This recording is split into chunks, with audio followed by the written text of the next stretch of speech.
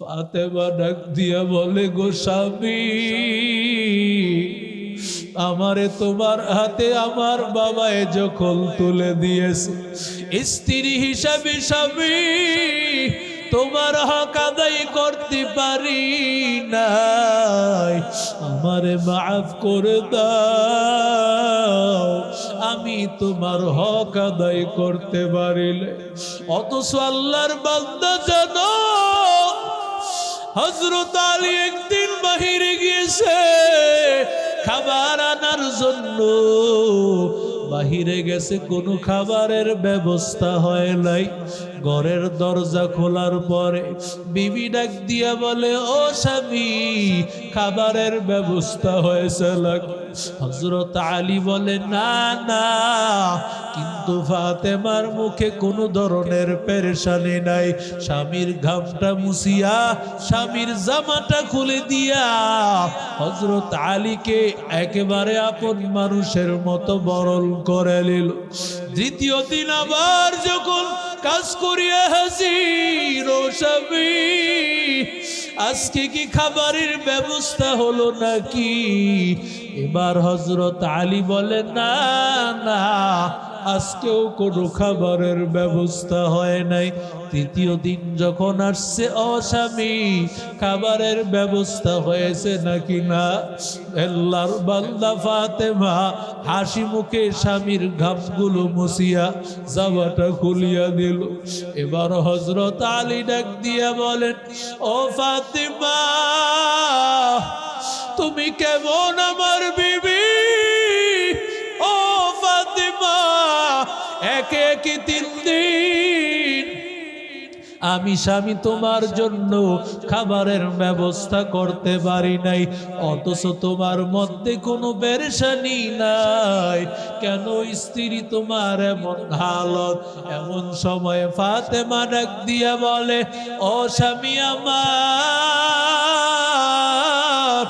ও স্বামী শুনো, যেদিন আমার বাবাই তোমার হাতে তুলে দিয়েছে, ওদিন আমার বাবায় বলেছে, ও ফাতেমা, তোমার স্বামীর হাতে তোলার কসম, ও ফাতেমা, তোমার স্বামীর পায়ে তোমার জান্নাত, স্বামীর কষ্ট দিবা না, স্বামীর কোনোদিন কষ্ট দিবা না।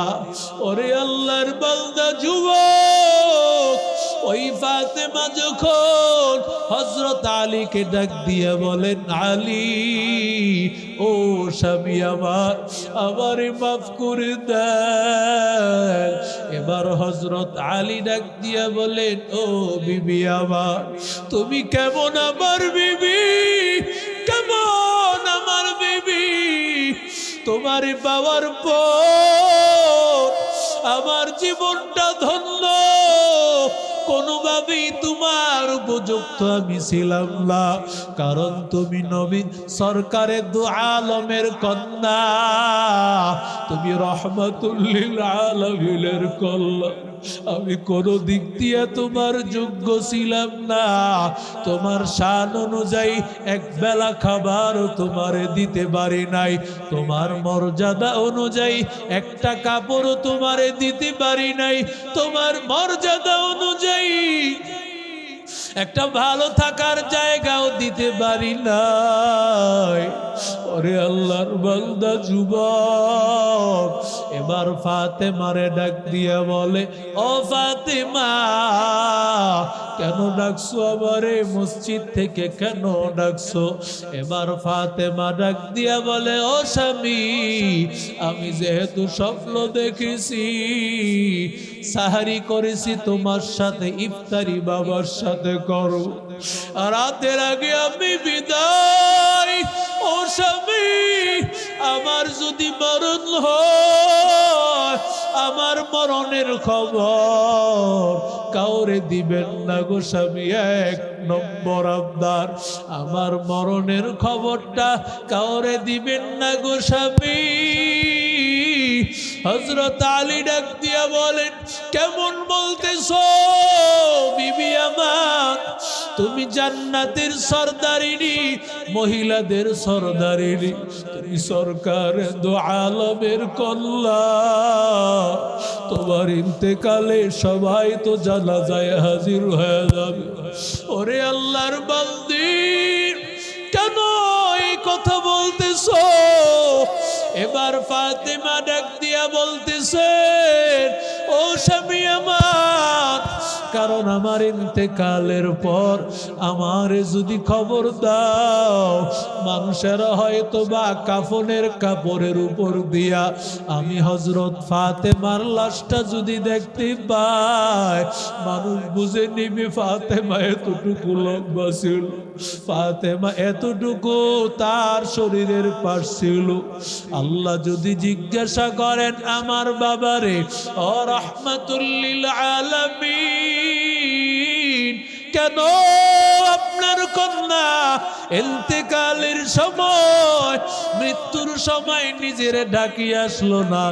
আমার বাবা কি জবাব দিবে? আমার ইন্তেকালের খবরটা কাউরে দিবেন না, আমারে ঢাকিয়া, আমারে ডাকিয়া আমারে এই রাতের বেলায় দাফন করে ফেলবেন, কাউরে খবর দিবেন না, কাউরে খবর দিবেন না। এবার ইন্তেকাল হয়ে গেল, এবার কাঠটা ধরার জন্য 4 জন মানুষের দরকার, কিন্তু ঘরের মধ্যে 3 জন মানুষ, একজন হলেন হাসান হুসাইন, আর একজন হযরত আলী, আর একজন লোকের দরকার। এমন সময় দরজার মধ্যে কে জানি আওয়াজ করতেছে। হযরত আলী বলেন, কে তুমি, কেন আসছো? কারণ আমি এই ফাতেমার মৃত্যুর খবর কাউরে তো আমি জানাই নাই, কে আসছো?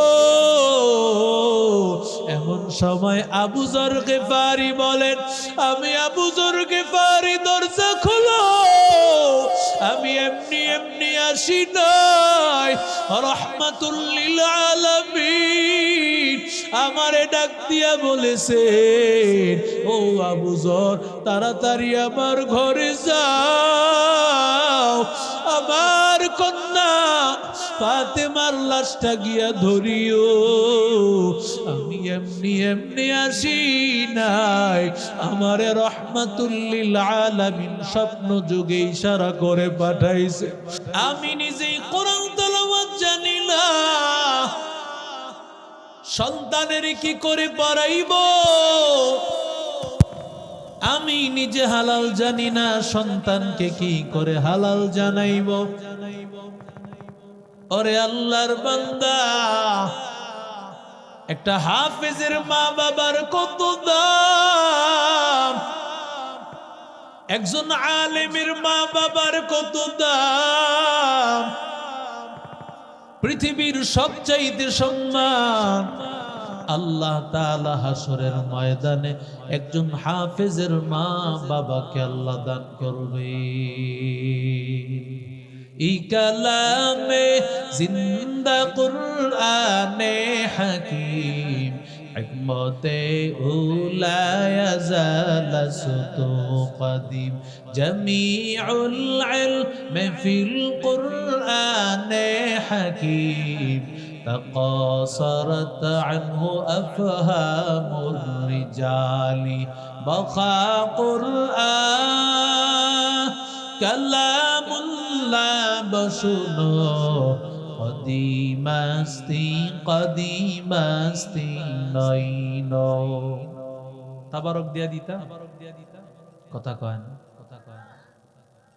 যারা দাঁড়ায় আছেন একটু বসে পড়েন, একটু আগে আসেন, দোয়ার মুহূর্ত, বরকতের মুহূর্ত, আগে আসেন, মজলিসটাকে সুন্দর করেন। ফাঁকা জায়গায় শয়তান বসে, শয়তান বসে ওই জায়গাটা নষ্ট করে দেয়।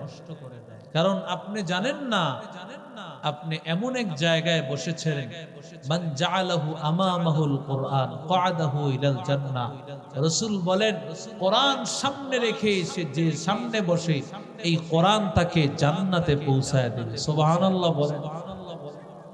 আতিনা ফি দারে দুনিয়া না হাসান আতিনা ফি দারে উকবা না হাসান ইয়া গিয়াসাল মুস্তাগীসিন হদিনা লাফতিখারা বিল উলুমি ওয়াল গিনা قدر قدرت داني بركمال أنت ربي أنت حسبي ذو الجلال تهي قادر جليل الله جهادار بہر حال تهي میرا نگہدار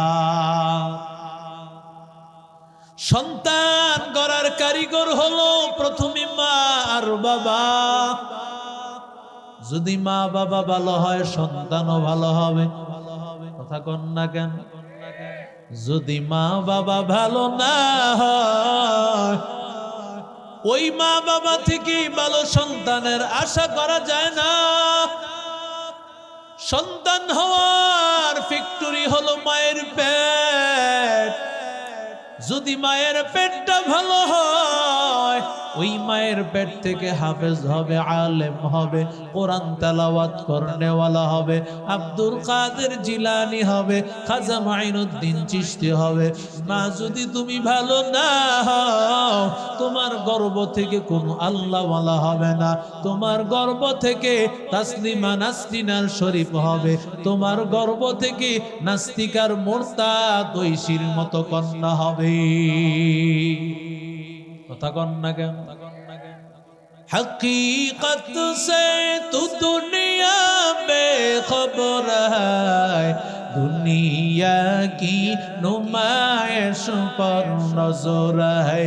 नमी गोयम के अज़ दुनिया जुदा बाश, बहर करे के बाशी बा खुदा बाश। जिससे दुनिया अज़ खुदा গাফেল বুদার নিকবাশ কোন করহ পর জিন্দাজান আবদর কশতি হালাকে কশতিয়াস আব অন্দর জিরে কশতি পুশতিয়াস। সন্তান যখন মা যখন নামাজে দাঁড়ায় যায় আল্লাহর বান্দা তাকায়া দেখবা ওই মায়ের সাথে সন্তানও দাঁড়াইয়া যায়।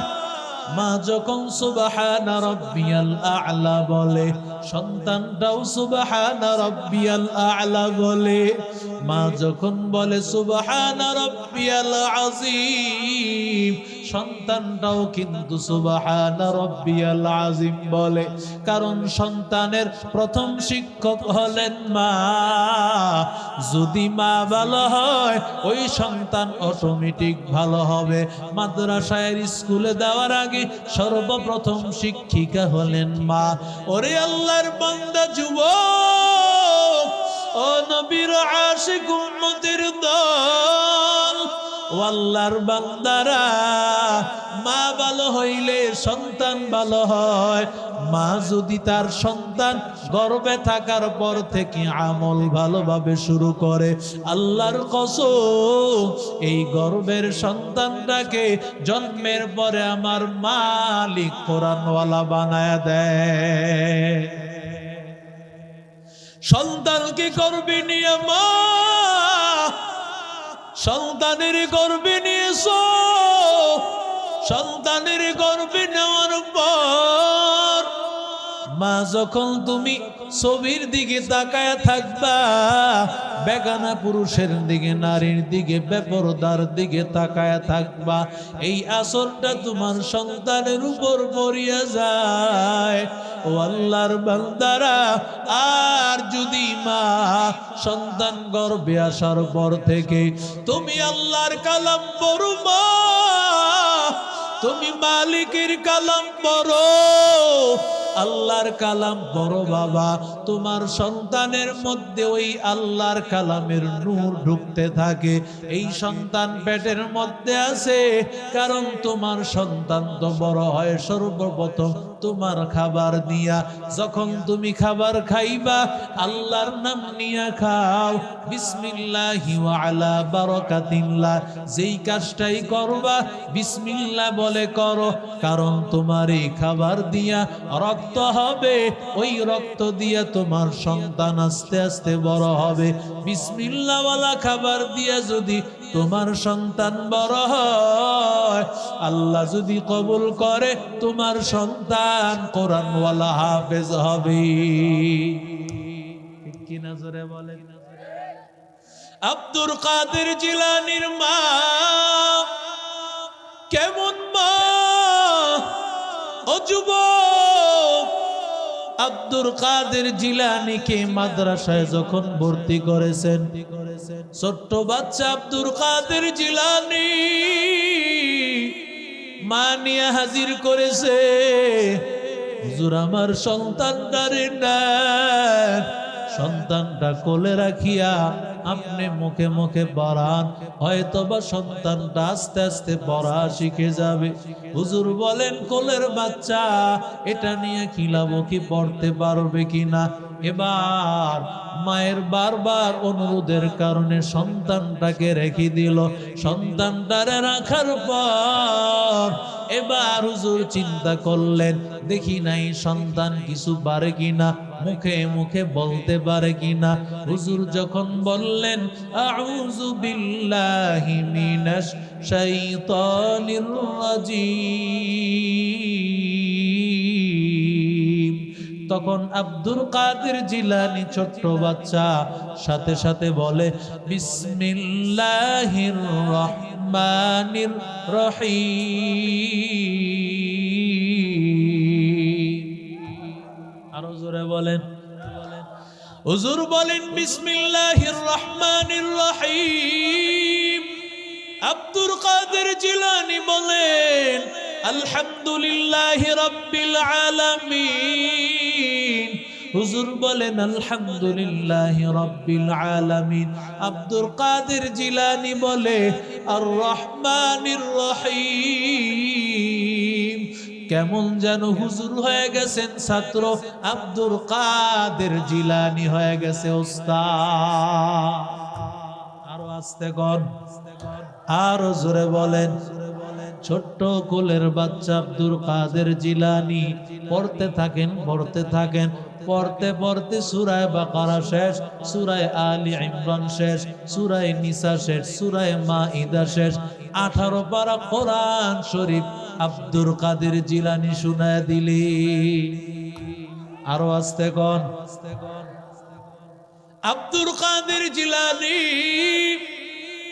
18 পারা কোরআন শরীফ শুনাইয়া দিল। কোরআন শরীফ শোনানোর পর হুজুর এবার ডাক দিয়া বলি মা, তোমার সন্তান কোরআনের হাফেজ, অথচ তুমি বলেছো তোমার সন্তান নাকি কোরআন পড়তে জানে না, তোমার সন্তান নাকি কিছুই পারে না, অথচ আমার তোমার সন্তানটা আবার 18 পারা কোরআন শরীফ শুনাইয়া দিল। তুমি আমার সাথে তিরস্কার কেন করেছো? এবার মায়ের ডাক দিয়ে বলে হুজুর আল্লাহর জাতের কসম, আমি আমার সন্তানটাকে একটা হরফ শিখাই নাই। আমি মা আমার সন্তানটাকে একটা হরফ শিখাইলাই। তাহলে বলে মা কিভাবে তোমার সন্তান 18 পারা শুনায় দিল? এবার মায়ের ডাক দিয়ে বলে হযরত, আমি আব্দুল কাদের জিলানীর মা, আমি আমার জিন্দেগিতে কোনদিন আমার চেহারা বেগানা পুরুষকে দেখাইলে, আবার যেদিন আমার বাবা আব্দুল কাদের জিলানীর বাবার হাতে তুলে দিবে, তুলে দেওয়ার সময় বলেছে, ও বাবা, আমার একটা মেয়ে আছে, এমন মেয়ে যেই মেয়েটা কোনোদিন চোখে দেখতে পায় না, অন্ধ মেয়ে। আমার মেয়েটা দেখতে কালো, এই কালো মেয়েটাকে তোমার বিবাহ করা লাগবে, অন্ধ মেয়েটাকে বিবাহ করা লাগবে। এই মেয়েটা প্রতিবন্ধী, মেয়েটা হাত নাড়াইতে পারে না, পা নাড়াইতে পারে না, এমন একটা মেয়েকে তোমার বিবাহ করা লাগবে। এই শর্ত দেওয়ার পর আমার স্বামী আব্দুল কাদের জিলানীর বাবা রাজি হয়ে গেল। আব্দুল কাদের জিলানীর বাবা রাজি হইয়া বিবাহ শাদী সব কিছু হয়ে গেল। এবার যখন আমার স্বামী আমার ঘরের মধ্যে আসছে, আসিয়ার সাথে সাথে আমার স্বামী ঘর থেকে বের হয়ে গেছে। আমার বাবাকে গিয়ে বলেন, ও বাবা, আপনি মনে হয় ভুল জায়গায় আমারে পাঠাইছেন। আপনি না বললেন এমন কন্যা, যেই কন্যা চোখে দেখতে পায় না, যেই কন্যা অন্ধ, যেই কন্যা দেখতে কালো, যেই কন্যার শরীরের হাতগুলো অবশ প্রতিবন্ধী হয়ে আছে। অথচ আমি তাকাইয়া দেখলাম, মনে হয় যেন আসমানের চন্দ্র ঘরের মধ্যে হাজির। আরো জোরে বলে, এরে আল্লাহর বান্দা যুবক, ওরে নবীর আশিক উম্মতের দল। এবার যখন আমার স্বামী এই কথা আমার বাবার কাছে বললেন, আমার বাবাই ডাক দিয়া বলেন, ও আবু সালেহ মুসা, আব্দুল কাদের জিলানীর বাবার নাম। ও আবু সালেহ মুসা, যত আমার এই কন্যাকে কেন বলেছি কালো? কারণ আমার এই কন্যা কোনদিন ওর শরীরটাকে কোনো বেগানা পুরুষকে দেখায়। তুমি মনে করতেছো মা, তোমার এই শরীরটাকে দেখাইলে মনে হয় তোমার রূপ লাবণ্য আরো বেড়ে যাবে। মানুষ দেখিয়া যদি মানুষ তোমার প্রতি আকৃষ্ট না হয়, তাহলে তুমি কেমন হইলা? আমার এই কন্যা ওর শরীরটা কাউকে দেখাই না, কোনদিন ওর শরীরটাকে কোনো বেগানা পুরুষের কাছে দেখায়। কারণ যেই মেয়েটা কালো, সে হয়তো ঢাকিয়া রাখতে পারে, আমারে দেখলে মানুষ খারাপ বলবে, কিন্তু আমার মেয়েটা এত সুন্দরী হওয়া সত্ত্বেও আমার মেয়েটা কোনো বেগানা পুরুষরে তার শরীরটা দেখায়। এই জন্য আমি বলেছি কালো। কেন আমার মেয়েটারে অন্ধ বললাম? কারণ আমার মেয়েটা কোনোদিন এই চোখ দিয়া বেগানা পুরুষ দেখে নাই। কারণ এই চোখ দিয়া যদি বেগানা পুরুষ না দেখে, তাহলে কেমন যেন চোখটা অন্ধ হয়ে গেছে। আমার এই কন্যা ওর হাত দিয়া কোনোদিন অন্যায় দিকে হাত বাড়ায় নাই, কোনদিন অন্যায় দিকে পা বাড়ায় নাই। ওরে আল্লাহর বান্দা যুবক, এই জন্য আমি আমার মেয়েটাকে এমন বলেছি। বলে আমার স্বামীর সাথে বিবাহ হওয়ার পর আব্দুল কাদের জিলানী আমার পেটে আসার পর থেকে আমি মা এত আমল করেছি। আমি মা আব্দুল কাদের জিলানী আসার পর আমি মা কোনদিন তাহাজ্জুদ ছেড়ে দেইলে আমি মা আল্লাহর কাছে বলেছি, ও দয়ার মালিক, আমার একটা এমন সন্তান দিও সেই সন্তান জমানার বড় আল্লাহওয়ালা হয়। ও আল্লাহর বান্দা আব্দুল কাদের জিলানীর মা বলে, একদিন আমি স্বপ্ন দেখেছি হযরত ফাতেমা সাইয়্যিদাতুন নিসাই আহলিল জান্নাহ, জান্নাতের মহিলাদের সরদারিনী, তিনি স্বপ্নে আসিয়া বলেন, ও উম্মুল খায়ের ফাতেমা শুনো, তুমি আমার বংশধর, ভালো করে শুনে নাও। তুমি ধৈর্য ধারণ করার কারণে, আল্লাহকে ভয় করার কারণে, তোমার রূপ সৌন্দর্য কাউকে না দেখানোর কারণে আল্লাহ তোমার গর্ভে এমন সন্তান দিবে, সেই সন্তান জমানার বড় আল্লাহওয়ালা হবে। আমি মা, প্রতিদিন আমি মা সময় পাইলে আল্লাহর কালামটা পড়তাম, আল্লাহর কালামটা নিয়ে বসে যাইতাম, পড়তে পড়তে এমন হালাত, আমি মার কোরআন শরীফের 18 পারা মুখস্থ।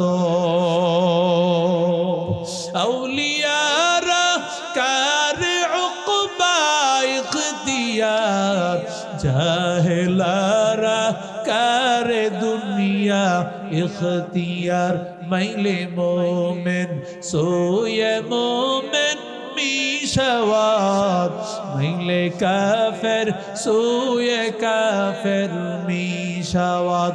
এক জামানা সোহবতে মা আউলিয়া, বেদার আজ 7 সাল তাআত বেরিয়া। আল্লাহর বান্দা যুবক, আমি মনে করি আমি যেইভাবে ইচ্ছা সেইভাবে চলবো, কিন্তু আমি ভালো একটা সন্তানের মা হব। ওরে বান্দা, এই যে 17 জন কোরআনের হাফেজ, তাকাইয়া দেখ, ওদের মা এমনি এমনি হাফেজের মা হয়ে গেল। কত রাত ওদের মা গুলো কান্না করেছে। ওরে আল্লাহর বান্দা যুবক, ওরে আল্লাহর বান্দা, সাইয়্যিদা শাবাবি আহলিল জান্নাহ আল হাসান ওয়াল হুসাইন, নবী বলেছেন হাসান হুসাইন জান্নাতের যুবকদের সরদার। কার গর্ভ থেকে আসছে? ফাতেমার গর্ভ থেকে। ওরে আল্লাহর বান্দা, জানো ফাতেমা কেমন পর্দা করিয়া দুনিয়া থেকে বিদায় হয়ে গেছে। ও আল্লাহর বান্দা যুবক, হযরত আলী রাদিয়াল্লাহু তাআলা আনহুর সাথে একসাথে ফাতেমা বসা। রমজানের প্রথম দিন সাহরি খাওয়ার পর স্বামী আর স্ত্রী দুইজন একসাথে বসে আছে। মসজিদের আজান হবে, হযরত আলী যাবেন মসজিদে, আর ফাতেমা নামাজে দাঁড়াইয়া যাবে। মসজিদের আজান হওয়ার পর সাথে সাথে হযরত আলী মসজিদে চলে গেলেন। এবার ফাতেমা নামাজে দাঁড়ায় গেল। হযরত আলী নামাজ শেষ করার পর ঘরে আসিয়া হাজির। তাকায়া দেখে ফাতেমা যায় নামাজে নাই। কই গেল ফাতেমা? কারণ ফাতেমা তো ফজরের নামাজ আদায় করার পর ফাতেমা আরো কিছু আমল করে, জিকির আজকার করিয়া এশরাকের নামাজ না পড়িয়া ফাতেমা কোনোদিন ঘুমায় না, কোনোদিন কোনো আমলে যায় না। আজকে ফাতেমা কই কই গেল ফাতেমা? আজকে এত অসুস্থ, তালাশ করতে করতে তাকায় দেখতে পায় ফাতেমা রান্নাঘরের মধ্যে একটা ডেকচির মধ্যে পানি গরম বসাইছে, অনেকগুলো আটা নিয়েছে। এই আটাগুলো খামিরা বানাবে, রুটি বানাবে। ওরে আল্লাহর বান্দা যুবক, তাকায়া দেখে হযরত আলী, ফাতেমা, হযরত হাসান হুসাইনের জামা কাপড়গুলো সব ভিজাইছে। বলে ফাতেমা তুমি আজকে এত অসুস্থ কেন, তুমি এতগুলো জামা কাপড় ভিজাইছো ফাতেমা, আর এত আটা কি খাইবে রে ফাতেমা? ডাক দিয়া বলে রে স্বামী, আমি আজকে রাতের বেলা একটা স্বপ্ন দেখেছি। আমি স্বপ্নে তাকায় দেখি আমার বাবাই ঘরের মধ্যে হাঁটতেছে, আমি পিছন থেকে বাবার পিঠটা দেখিয়া আমি চিনতে পারিয়া আমার বাবারে আমি ডাক দিলাম, ও বাবা তুমি কারে তালাশ করতেছো? বাবা এমন সময় চেহারা ফিরাইয়া ডাক দিয়া বলে, মা আমি তোরেই তো তালাশ করতেছি। ও মা তোরেই তো তালাশ করতেছিলাম। ও মা তুমি সারি খাইছো তোমার স্বামী আলীর সাথে, আল্লাহ যদি কবুল করে ইফতারি খাইবা তুমি বাবার সাথে। এই কথাটা শোনার পর হযরত আলী বুঝতে বাকি নাই, আমার বিবি তো আর বাঁচবে না, আমার বিবি বিদায়। এবার স্বামী আর স্ত্রী দুইজনে কান্নার আওয়াজ, দুইজনে কান্নার আওয়াজ। এমন সময় হাসান হুসাইন ঘরের মধ্যে ঢুকছে, তাকায়া দেখো বাবাও কাঁদে, মায়ও কান্না করে। দৌড়ায় গেছেন মায়ের কাছে, মা কেন কান্না করো বলো? মায়ের ডাক দিয়া বলে, তোর বাবারে গিয়া বল। এবার মায়ের কাছ থেকে হাসান হুসাইন বাবার কাছে গেছে, বাবা কেন কান্না করো বলো? বাবাই বলে, তোর মার কাছে গিয়া জিজ্ঞাসা কর। এবার মার কাছে যাওয়ার পর মায়ের ডাক দিয়া বলে, রে হাসান ও হুসাইন নানা ভাইয়ের কাছে যা। মাঝে মধ্যে হাসান হুসাইন বিরক্ত করলে ফাতেমা তাদেরকে পাঠায় দিত রওজা মুবারকের সামনে। রওজা মুবারকের সামনে দাঁড়ায়া হাসান হুসাইন মুহাম্মাদুর রাসূলুল্লাহর সাথে কথা বলতেন। দুনিয়ার কেউ শুনতো না, একমাত্র নানা নাতি ছাড়া কেউ আর শুনতো না। হাসান হুসাইন গিয়া ও রওজার সামনে হাজির, রওজার সামনে হাজির হওয়ার পর এবার ডাক দিয়া আমার নবী ডাক দিয়া কয়, রে হাসান ও হুসাইন কেন আসছো, কেন আসছো বলো? বলে, মা তোমার কাছে পাঠাইছে। বলে, হাসান তাড়াতাড়ি যা, তোর মার কাছে দৌড়াইয়া যা। জীবনের শেষ দেখে মারে দেখ, আজকের পরে আর মারে দেখবি না, আর মারে তালাশ করে পাবি না। যত পারুস দেখ, মায়ের চেহারা তাকাইয়া দেখ। এই কথা বলা মাত্র হাসান হুসাইন দৌড়াইয়া আবার মায়ের কাছে দৌড়ায় আসছে। মায়ের ডাক দিয়া বলে, কেন আসছো? হাসান হুসাইন ডাক দিয়া বলে, মা যদিও তোমরা লুকাইছো, নানা ভাইয়া বলে দিয়েছো। ওরে আল্লাহর বান্দা যুবক, ও নবীর আশিক উম্মতের দল, এবার হাসান হুসাইন কান্নার আওয়াজ।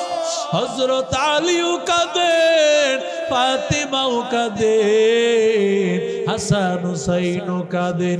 এইভাবে কাঁদতে কাঁদতে জোহরের সময় চলে আসছেন। জোহরের সময় আজান হয়ে যাওয়ার পর হযরত আলী মসজিদে চলে গেলেন। ফাতেমা নামাজে দাঁড়ায় গেল, কষ্ট করিয়া নামাজটা কোন রকম শেষ দিকে বসে বসে আদায় করে শেষ করলো। এমন সময় হাসান হুসাইনকে ডাক দিয়া কয়, ও হাসান ও হুসাইন, তাড়াতাড়ি তোর বাবার কাছে খবর দাও, বাবার কাছে গিয়া খবর দাও। এমন সময় হাসান হুসাইন গিয়া হযরত আলীকে খবর দিয়া নিয়ে আসলো। আলীনে খবর দিয়া নিয়ে আসার পরে ফাতেমা ডাক দিয়া বলে, গো স্বামী,